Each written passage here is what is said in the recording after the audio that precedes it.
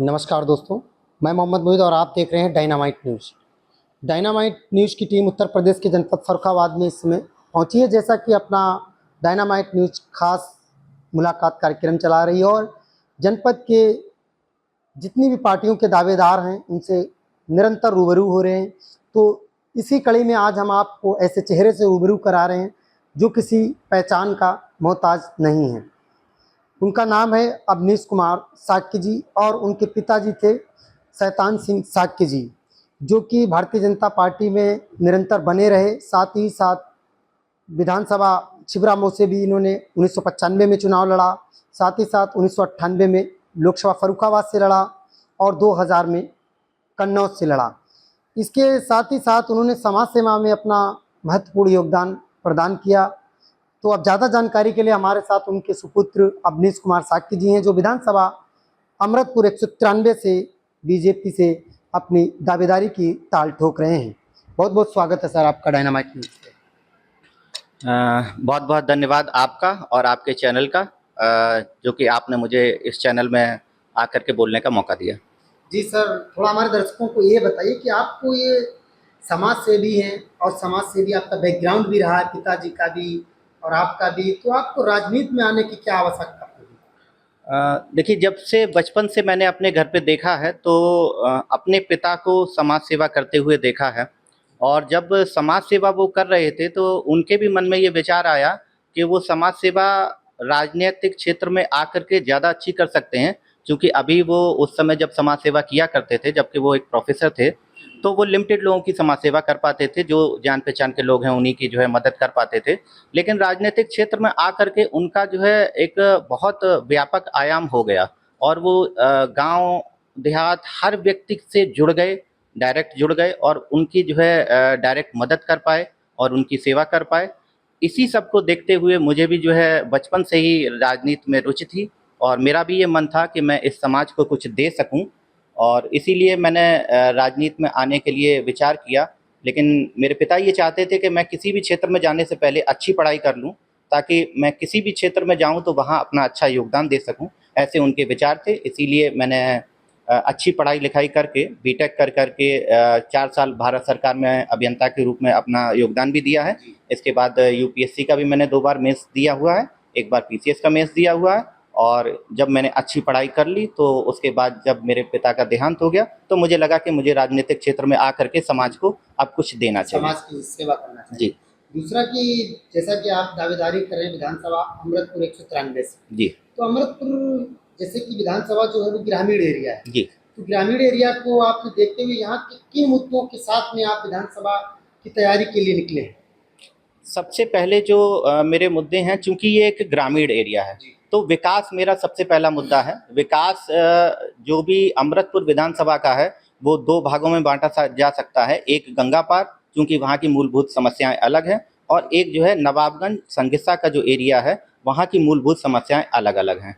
तो ये एक तो विकास का हमारा मुद्दा हो गया।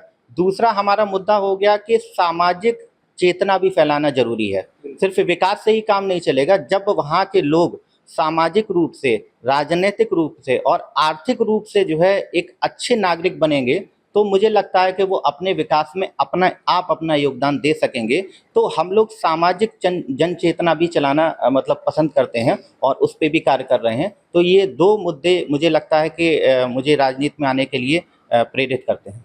अच्छा, दूसरा शिक्षा के क्षेत्र में आपकी क्या प्राथमिकता रहेगी? शिक्षा के क्षेत्र में हमारी ये प्राथमिकता रहेगी कि सबसे पहले अगर गंगा पार का क्षेत्र देखा जाए, तो वहाँ की जो सबसे बड़ी समस्या है, वो है बाढ़ की समस्या। उस बाढ़ की समस्या पे यदि हम मेरी सबसे पहली प्राथमिकता यही रहेगी कि मैं वहाँ की, जब भी मुझे मौका मिलेगा, तो मेरी सबसे पहली प्राथमिकता ये रहेगी कि मैं साल 2 साल के अंदर वहाँ बाँध बनवा करके उस क्षेत्र की बाढ़ की समस्या को ख़त्म कर दूँ। दूसरी जो मेरी प्राथमिकता रहेगी, क्योंकि गंगा पार का क्षेत्र काफ़ी पिछड़ा हुआ है, तो मुझे ये लगता है कि वहाँ पे अगर मुझे मौका मिलता है तो सबसे पहले मैं वहाँ एक अच्छा डिग्री कॉलेज, जो कि राजकीय डिग्री कॉलेज हो, मैं एक अच्छा वहाँ पे डिग्री कॉलेज जो है बनवाना चाहूँगा। और इसके अलावा एक मेडिकल कॉलेज बनवाना चाहूँगा, क्योंकि वहाँ का क्षेत्र शिक्षा के तौर पे काफ़ी पिछड़ा हुआ है, और यदि हम उसकी अच्छी एजुकेशन के लिए वहाँ मूलभूत व्यवस्थाएँ दिलवा देंगे, तो वहाँ के बच्चे पढ़ लिख करके अपने आप वहाँ आगे बढ़ करके उस क्षेत्र के विकास में योगदान देंगे। दूसरा आपने जैसे बताया बांध को लेकर, बाढ़ की समस्या को लेकर, लेकिन अभी जनपद फर्रुखाबाद और उत्तर प्रदेश यानी चारों विधानसभाओं में भारतीय जनता पार्टी के ही विधायक हैं जी और उत्तर प्रदेश में वर्तमान में भी सरकार भाजपा की है और साथ ही साथ सेंट्रल में भी भाजपा की सरकार है। जी जी। तो क्या अभी तक ऐसा कोई काम नहीं किया गया जिससे कि बाढ़ को रोका जा सके अमृत? देखिए, प्रयास सभी ने किए हैं, लेकिन प्रयास किस लेवल पे किए गए हैं, कितनी तेजी से किए गए हैं और किस व्यक्ति की क्या प्राथमिकताएं रही हैं, इस पे बहुत निर्भर करते हैं। हो सकता है मेरी प्राथमिकताएं बिल्कुल अलग हों, क्योंकि मैं युवा सोच का व्यक्ति हूं, मैं क्रांतिकारी सोच का व्यक्ति हूं और मुझे लगता है कि मैं साइंटिफिक सोच का भी व्यक्ति हूं। तो हो सकता है मेरी जो प्राथमिकताएं हों वो बिल्कुल अलग हों, किसी दूसरे व्यक्ति की प्राथमिकता हो सकता है अलग हो सकता है प्रयास दूसरे व्यक्ति ने भी किया हो, मैं किसी पे कोई ऐसी टिप्पणी नहीं करना चाहता हूँ, लेकिन हो सकता है प्रयास दूसरे व्यक्ति ने भी किया हो, कैसे किया हो, क्या किया हो, वो सब हम सब आपके सामने ही है, कैसे किया है, क्या किया है, वो सब हमारे आपके सामने ही है। लेकिन मुझे लगता है कि अब वहाँ पे एक नए क्रांतिकारी सोच, युवा सोच और एक ऐसी सोच की ज़रूरत है जो वहाँ के लोगों का दर्द समझे, उनको जो है उनके दर्द के निवारण के लिए एक क्रांतिकारी सोच लेकर के आगे बढ़े और उनके दर्द का निवारण करे। मुझे लगता है कि ऐसे युवाओं को आगे निकल कर के आना चाहिए और मेरे इस कार्य में मेरा साथ दे करके वहाँ के विकास के लिए लगना चाहिए। दूसरा सवाल ये है कि जैसे कि आप भारतीय जनता पार्टी से टिकट की दावेदारी कर रहे हैं, जी। यदि भारतीय जनता पार्टी आपको टिकट ना देके किसी और को चुनती है तो फिर आपका क्या फीडबैक है? मुझे ये लगता है कि भारतीय जनता पार्टी एक ऐसी पार्टी है जो कि अच्छे पढ़े लिखे और विकास करने वाले लोगों को पसंद करती है। दूसरा, वो परिवारवाद के खिलाफ रहती है। तो मुझे लगता है कि भारतीय जनता पार्टी 100% मुझ पे ही अपना विश्वास जताएगी, क्योंकि मैं एक अच्छी राजनीतिक पृष्ठभूमि से भी हूँ। मैंने एक अच्छा जो है अच्छी पढ़ाई भी की हुई है और मैं वहाँ के विकास के लिए निरंतर लगा हुआ हुई हूँ। आप वहाँ पे पता भी कर सकते हैं, उस क्षेत्र में मुझे काफ़ी लोग जो है पसंद भी करते हैं और मेरे कार्य करने के तरीके को भी पसंद करते हैं। तो मुझे लगता है कि 100% जो है भारतीय जनता पार्टी मुझ पर ही विश्वास जताएगी। लेकिन अगर जो है 1% वो किसी और पर भी विश्वास जताती है, तो फिर भी मुझे लगता है कि प्रयास सभी को करना चाहिए और जो मेरा प्रयास है मुझे लगता है 100% वो जो है सफल रहेगा। यदि आपको बीजेपी टिकट देती है और आप विधायक बन जाते हैं तो आप रोजगार के क्षेत्र में क्या करेंगे, क्या पहल होगी? देखिए, रोजगार के क्षेत्र में पहल मैं कर चुका हूँ। अभी मैं विधायक नहीं हूँ, लेकिन फिर भी जितना भी मेरे पास है, तो मैंने अपनी तरफ से गंगा पार के क्षेत्र में अपने बिजनेसों को स्टार्ट किया है और वहाँ पे मैंने रोजगार को एक सृजन करने का काम कर दिया है। वो मैंने इसलिए किया है क्योंकि होता ये है कि नेता हमेशा वादा किया करते हैं, कहते हैं कि जो है नहीं हम ये हो जाएंगे तो हम ये कर देंगे, ये हो जाएंगे ये कर देंगे, लेकिन शुरुआत नहीं करते हैं। तो मुझे ये लगता है कि राजनीति में ये ट्रेंड बदलना चाहिए। जिस लेवल पे आप हैं उस लेवल पे तो आप कर सकते हैं ना। मैं जिस लेवल पे हूँ मैंने उस लेवल पे वहाँ शुरुआत कर दी है और रोजगार सृजन की भी मैंने शुरुआत कर दी है। लेकिन अगर मुझे जो है एक वहाँ के जनप्रतिनिधि के तौर पर मौका मिलता है तो मेरा सबसे पहला जो कार्य रहेगा, सबसे पहला कार्य उस गंगा पार क्षेत्र के बांध के विकास का रहेगा।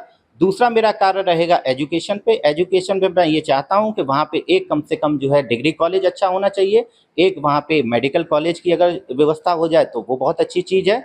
दूसरा, नवाबगंज का जो हमारा क्षेत्र है वहाँ पे चूँकि काफ़ी बंजर ज़मीन पड़ी हुई है, मुझे लगता है कि वहाँ पे अगर कोई इंडस्ट्रियल हब या फूड प्रोसेसिंग हब या इस तरीके का कोई हब बन जाए तो वहाँ पे रोजगार के काफ़ी अवसर मिल सकते हैं लोगों को और वहाँ का विकास हो सकता है पूरे विधानसभा का।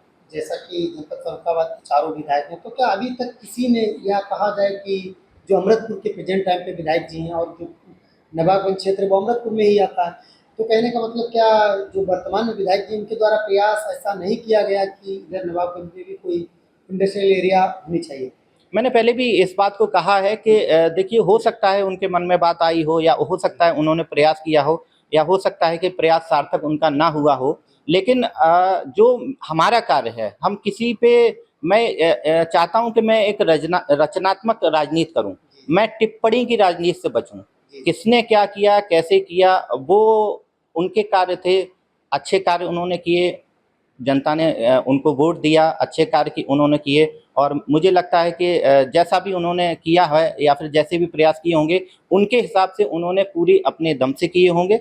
लेकिन अब मुझे जो लगता है कि परिवर्तन का दौर अब आ चुका है, चूँकि उनकी उम्र भी हो चुकी है और परिवर्तन का दौर आ चुका है। तो मुझे ये लगता है कि अब वहाँ पे एक नई क्रांतिकारी युवा सोच की ज़रूरत है, जो कि आगे बढ़ कर के आकर उस कार्य को, जो वो कार्य कर रहे थे, उससे 10 गुना ज़्यादा स्पीड से उस कार्य को अंजाम दें, ताकि वहाँ की जल्द से जल्द जो है वहाँ की दिक्कतें हैं, वो दूर की जा सकें। और हमारे चैनल के माध्यम से आप विधानसभा अमृतपुर 193 की जो जनता है, उससे क्या कहना चाहेंगे?